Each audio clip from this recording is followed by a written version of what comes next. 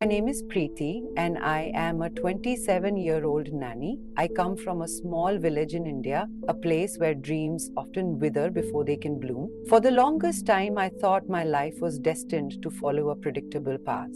Marriage to a man my parents chose, a life spent caring for children, and a household that was never truly mine, but I wanted more. 2 years ago, I arrived in the United States full of hope for a fresh start. I was hired by the Harrisons, a wealthy family in Connecticut, to take care of their two children, Emily and Jake. The job was perfect. Also, I thought Lisa, the mother, was kind and welcoming. Dennis, her husband, seemed distant at first but polite. The children quickly warmed to me, and I loved caring for them. But here, I am sitting alone in my small room, overwhelmed with guilt.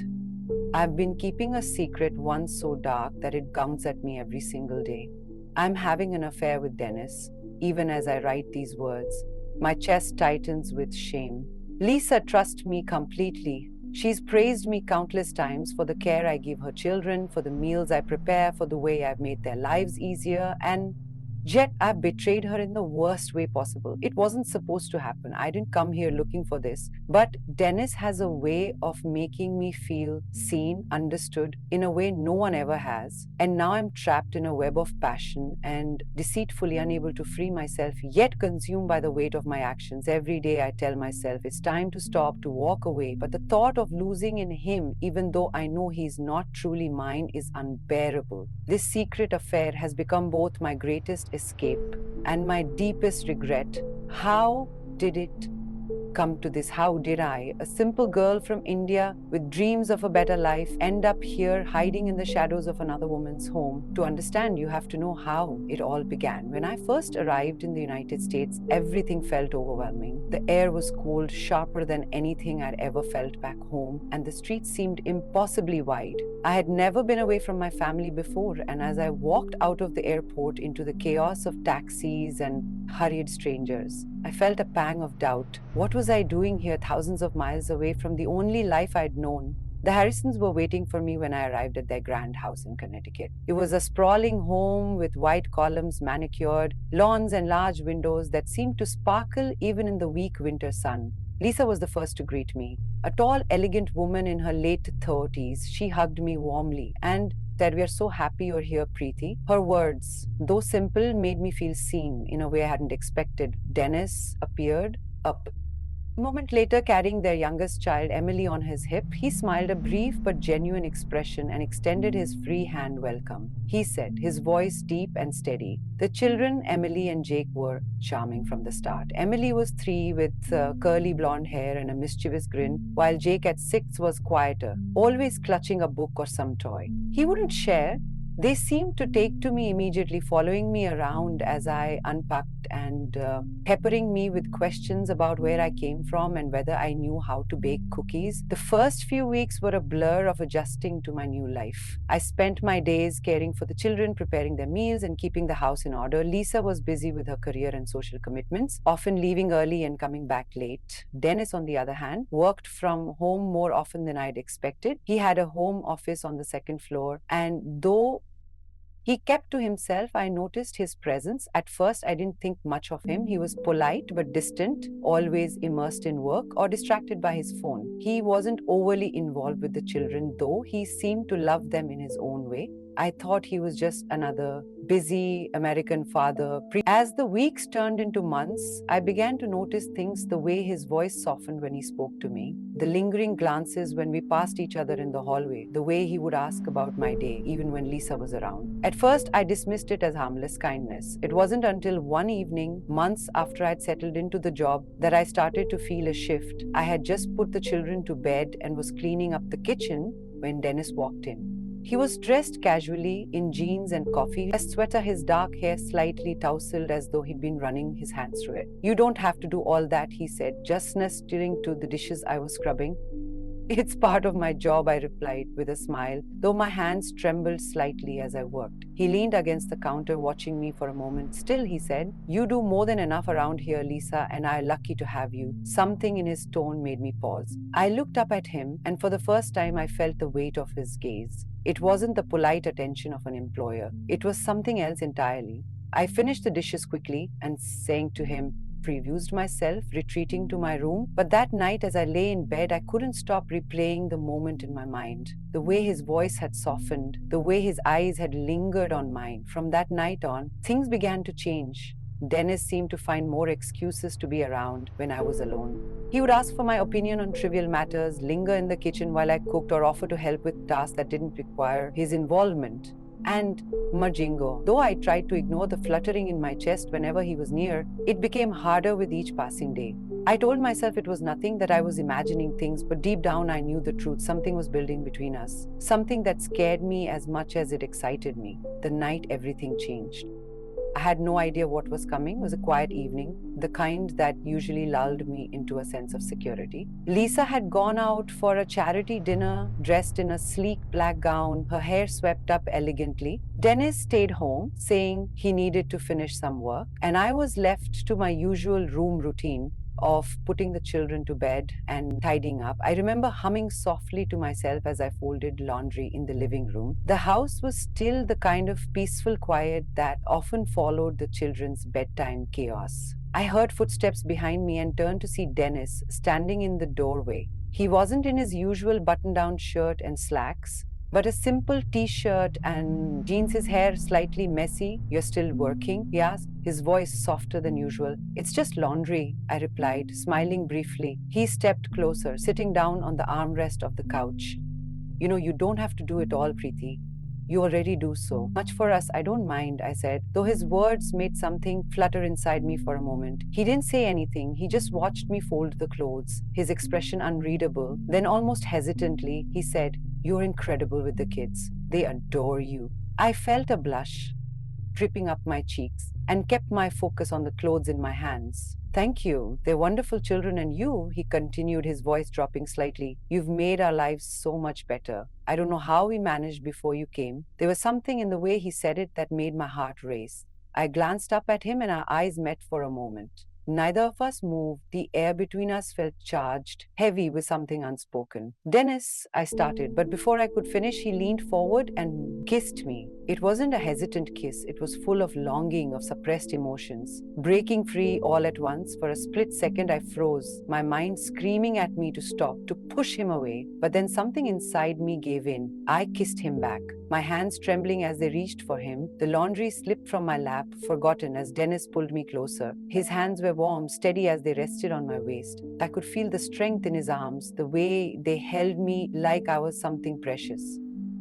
When we finally pulled apart, breathless, I couldn't bring myself to look at him. My heart was pounding and a wave of guilt crashed over me.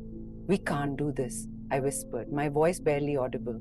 "I know," he replied, but the way he looked at me told a different story. That night, I lay awake in my bed, replaying the kiss over and over in my mind. I told myself it was a mistake, a moment of weakness that would never happen again. But deep down, I knew the truth. Something had shifted between us, something I couldn't ignore. The next day, I avoided him as much as I could. I focused on my duties, keeping my interactions with him brief and professional. But every time our eyes met, I felt the same pull, the same undeniable connection. It wasn't long before we crossed the line again. This time it was in the kitchen. I was chopping vegetables for dinner when he came up behind me, his presence sending a shiver down my spine. "Priya," he said softly, his voice barely above a whisper. I turned to face him, and before I could say anything, he thewed my face in his hands and kissed me. It was different this time slower, deeper, as if he was savoring every moment. From that point on, there was no going back. Our affair began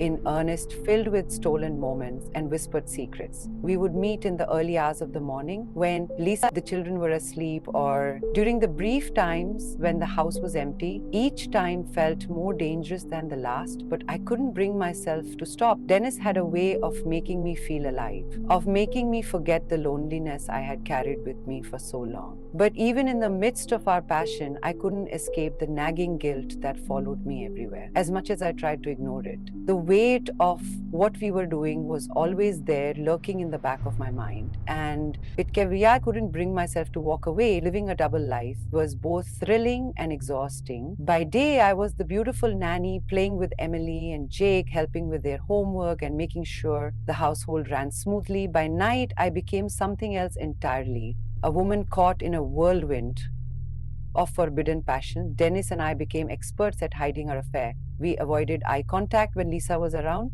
kept our conversations brief and casual, and made sure our stolen moments were hidden behind locked doors or during times we knew no one would disturb us. One afternoon, while Lisa was at her yoga class, Dennis, I found ourselves alone in the house. I was organizing the children's toys in the playroom when he walked in, shutting the door quietly behind him. "You've been avoiding me," he said, his voice low but teasing. "I haven't," I replied quickly, though we both knew it wasn't true. He stepped closer, the intensity in his gaze making my heart race. "Preeti, you don't have to feel guilty every time you look at me." I looked away, my hands fumbling with a stack of building blocks. "Lisa doesn't deserve this," I whispered. "And what about what I deserve?" he countered, his voice softer now. "I've been happier these past few months than I have in years. That's because of you." I didn't know how to respond to that. His words made my chest tighten with both guilt and longing. Before I could think of what to say, he reached out and tucked a strand of hair behind my ear, his fingers brushing my skin. "Preeti," he said, his voice barely above a whisper, "you're the best thing that's happened to me in a long time." It was moments like these that made it impossible for me to walk away. When he looked at me like that, when he spoke to me in that quiet, heartfelt way, I felt like I was the only person in the world who mattered to him. But the reality of our situation was never far from my mind. Every time I saw Lisa laughing with her children or thanking me for taking care of them, the guilt hit me like a wave.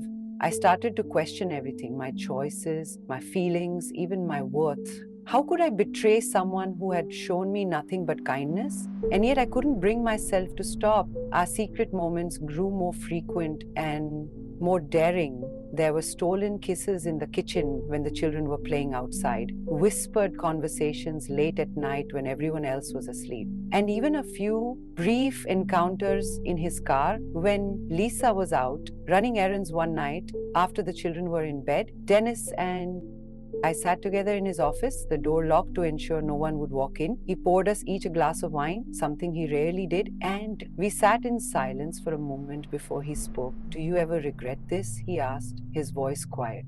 I hesitated, swirling the wine in my glass. Every day, I admitted. But that doesn't mean I want it to end. He reached for my hand, his fingers threading through mine. "Neither do I," he said softly. The weight of his words stayed with me long after I left his office that night. As much as I wanted to believe that what we had was real, a part of me couldn't shake the feeling that it was only a matter of time before everything came crashing down. The guilt was like a shadow, always lurking, always there, no matter how much Dennis tried to reassure me. I couldn't silence the voice in my head that reminded me of the betrayal I was committing every single day. Lisa's kindness only made it worse. She often told me how much she appreciated me, how lucky they were to have me in their lives. Her trust in me was unwavering, and that trust felt like a knife twisting deeper with every moment. I spent with her husband. One afternoon, Lisa and I were sitting in the living room while the children napped. She was scrolling through her phone, sipping tea, and she suddenly looked up at me with a smile. "Preeti," she said warmly, "you've been such a blessing to this family. I don't know how we managed before you came." Her words, meant as a compliment, hit me like a blow.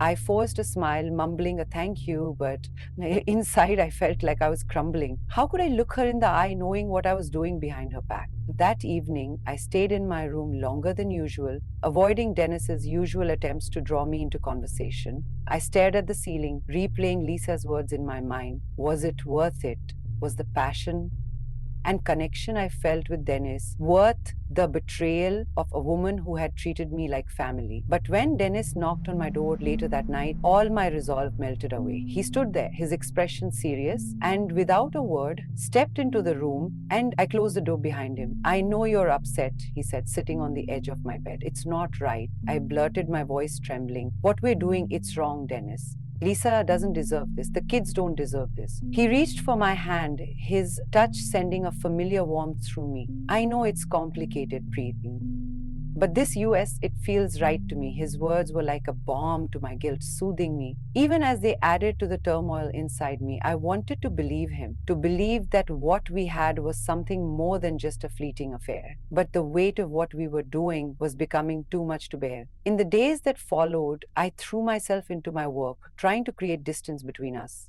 I avoided being alone with Dennis, ignored his texts, and kept my interactions with him as brief as possible, but it was like trying to hold back the tide. No matter how much I tried to resist, I couldn't escape the pull he had on me. One evening, I sat in the children's playroom watching Emily and Jake build a tower with their blocks. Their laughter filled the room, pure and untainted by the messiness of adult life.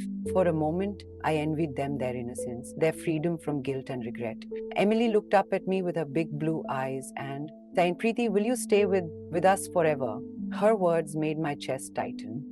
I forced a smile and said, I'll be here for as long as you need me. But even as I said it, I knew it wasn't true. I couldn't keep living this double life. Something had to change. Chapter 6, the turning point. Everything came to a head. One evening, when Lisa came home earlier than expected, I had spent the day trying to avoid Dennis, busying myself with errands and chores, but he'd cornered me in the kitchen after the children had gone to bed. I need to talk to you, he said, his voice serious. Dennis, not now, I whispered, glancing nervously toward the hallway. Preeti, he said, stepping closer, his hand brushing mine. We can't keep doing this halfway. The sound of the front door opening cut him off. My heart leapt into my throat as Lisa's voice called out, I'm home. Dennis froze, his hand still on mine. And for a moment, neither of us moved. Then, as if waking from a dream, he stepped back, his expression unreadable. I quickly turned to the sink, pretending to wash a dish. As Lisa walked into the kitchen. Hey, Shay, she said cheerfully, setting her purse on the counter. You're both still up, just finishing up some work, Dennis said smoothly, his voice steady. Lisa didn't notice anything out of the ordinary. The close call left me shaken. Later that night, as I lay in bed, I couldn't stop thinking about what would have happened if she'd walked in a few seconds earlier. The risk we were taking felt too great, and for the first time, I started to question whether this affair was worth it. The following day, Dennis tried to talk to me again, but I avoided him, claiming I was busy with the children. I needed time to think, to figure out what I wanted that evening. As I sat alone in my room, Dennis knocked on my door. This time, I let him in. Immediate stop, Kasana said before he could say anything. His brow furrowed and said, he stepped closer, Preeti. I know you're scared, but it's not just fear. I interrupted, my voice shaking. It's wrong, Deity. Lisa trusts me. The kids love me. I can't keep betraying them like this. He sat down on the edge of my bed, running a hand through his hair. Do you think? I don't feel guilty. I do every day, but I also know that what I feel for you is real. I can't just turn it off. His words make my heart ache. But it didn't erase the guilt. It doesn't matter how we feel, I said softly. We're hurting people who don't deserve it. For the first time, I saw something close to vulnerability in his eyes. Preeti, he said, his voice breaking. I don't know how to let you go. I looked away, tears stinging my eyes. Maybe it's time we figure out how. The days that followed were some of the hardest of my life. I avoided Dennis as much as possible, pouring all my energy into caring for Emily and Jake. But even as I tried to move on, the weight of our affair lingered, a constant reminder of the lines we had crossed. One evening, Lisa asked me to sit with her while the children played outside. She poured us both a cup of tea and said, You've been quieter lately. Is everything okay? For a moment, I thought about telling her the truth. The words hovered on the tip of my tongue, but I couldn't bring myself to say them. Instead, I forced a smile and said, I've just been a little tired, nothing to worry about. She nodded, her eyes filled with concern. You work so hard, Preeti. If you ever need anything, just let me know. Her kindness made my guilt feel unbearable that night as I lay in bed. I made a decision. I couldn't keep living this way. I couldn't keep betraying Lisa and pretending everything was fine. The next morning, I wrote a resignation letter. I didn't explain the real reason for my departure. How could I? Instead, I told Lisa that I needed to return to India to take care of my aging parents. When I handed her the letter, she looked shocked. Preeti, are you sure? Is there anything we can do to help? No, I said, forcing a smile.